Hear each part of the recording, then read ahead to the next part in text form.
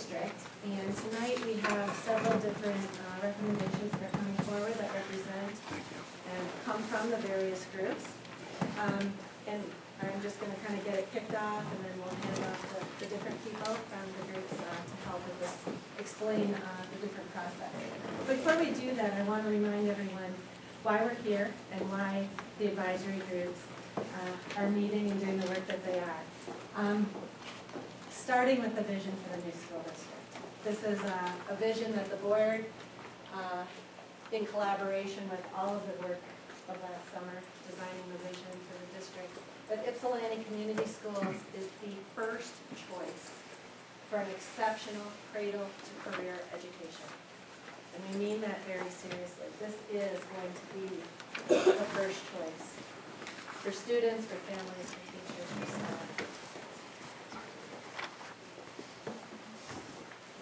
The district is built on these 5 design pillars.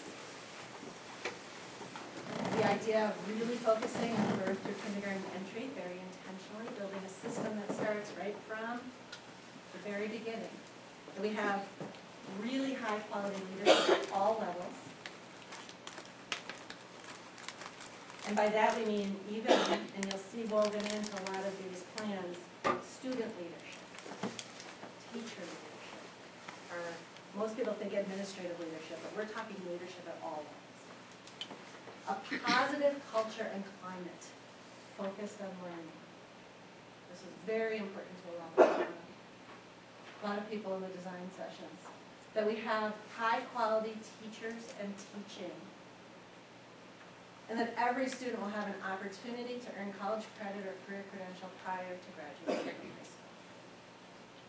So students in this district, they choose, will be able to leave with that college credit.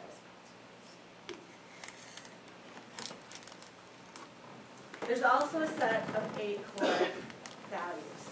And these values are really important, and you will see them throughout these different presentations and as we talk. Each one of our steps that we take, we say, how does this line up with our core values?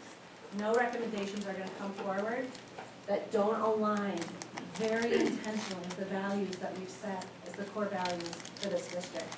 These core values were developed based on the community visioning sessions last year. That's where it laid the groundwork. We asked community members, what matters most? What do you value most? What are the strengths of this community, of this district? We asked those questions, and when we put it all together, these things came out as the most important to this community. We revisited these core values in much more depth than the board, after the board was selected, and recommitted to these values. A little bit of intentionality. We actually brought in the idea of responsibility and efficiencies, because in this district, one of our values has to be being very sustainable and efficient with how we design it. That diversity we value. It was very clear last summer that there is tremendous value in this community, the diversity that we have on all levels. Having extremely high expectations for all our students, valuing really vibrant community and family partnerships. The word partnership is very intentional here. It's not just having a good relationship, we have a partnership. That we are creative and innovate. Responsibility, I talked about. Respect, that there is respect. This word was used, it was one of the words used most frequently last summer when we summarized all of those note cards from that work over those 8 sessions we did. Resilience. Story after story after story last summer. Folks talked about, we really value where we come from, really value, and we've overcome everything thrown at us. And stories about the Willow Run plant, Bonner plant, the Rosie the Riveter stories come out here, the Elijah McCoy stories. We always overcome and we invent our way out if we need to. So this idea of being extremely resilient is part of a core value of this district. If we don't get it, something right the first time, well, we're going to figure it out. We're going to be resilient. We're going to work through that. And then lastly, a very deep commitment to student voice and empowerment. The kids that were part of this process last summer were extremely vocal that they did not feel that a school system could possibly be good if they weren't taken super seriously and had a voice in this process. So you'll see these ideas come out over and over and over, and if we don't, you should call us on it, because that's how important this is. The board also said, as we're bringing proposals forward, we have to have a set of guiding principles. You need to be thinking as advisory groups about these things. How is your proposal supporting high expectations for all learners? How is your proposal evidence-based, based on research? At the same time, we don't want to trap ourselves into maybe something hasn't been invented, so there's no research on it. You know, research, but you can be creative and innovate, but know why and how. How is that proposal strengthening family and community partnerships? How is that proposal giving voice to students and empowering them? How is your proposal efficient and financially viable? So each one of these advisory groups has to be considering these things as they struggle with the direction that they're going for proposals. For those of you who are new to this process, there are 7 advisory groups. And if any of you aren't on one and want to be, let us know because we would welcome your participation. Okay, that being said, our first group today, and the first proposal, is around the teacher and principal selection process. We have 2 different groups working on this, the Leaders at All Level community group, and then the High Quality Teachers in Teaching.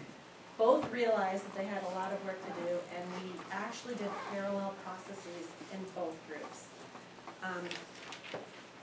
So we decided for this presentation that we put it together into one presentation and one report. The recommendation for tonight, I apologize for the small writing. I'm going to read the part that's really important. We're going to recommend that the board adopt the process that we're going to present tonight for both the teacher selection and the principal selection process. The second recommendation is around the timeline. And we're going to recommend the timeline that we present today for those instructional staffing positions.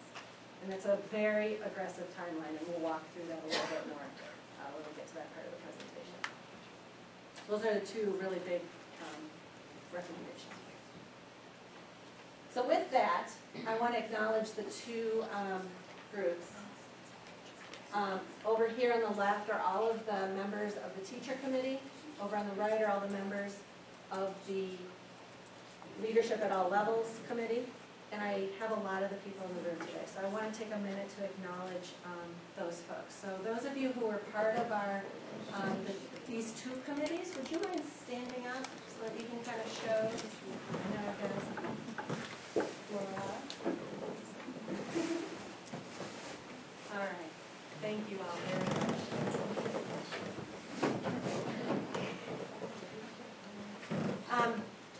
With that, I'm going to start by introducing Terrence Green, who is a parent who's been working on the teacher criteria group. And I'm going to have you say a few words. Good evening, everyone. Good evening. I have 4 children, all of which went to Ypsilanti High, or 2 hours in high school, 1 graduated. My oldest son, Eric, is studying mechanical engineering at U of M. So we are fully committed to this district. We are actually school of choice. We've been school of choice for the past 6 years. We chose to come to this district. We live Stony Creek and Venus. That's Lincoln School District in Augusta Township. We make the trip to come to this district every day. I have been fully involved in Petro's PTO, West PTO, the full 9 yards.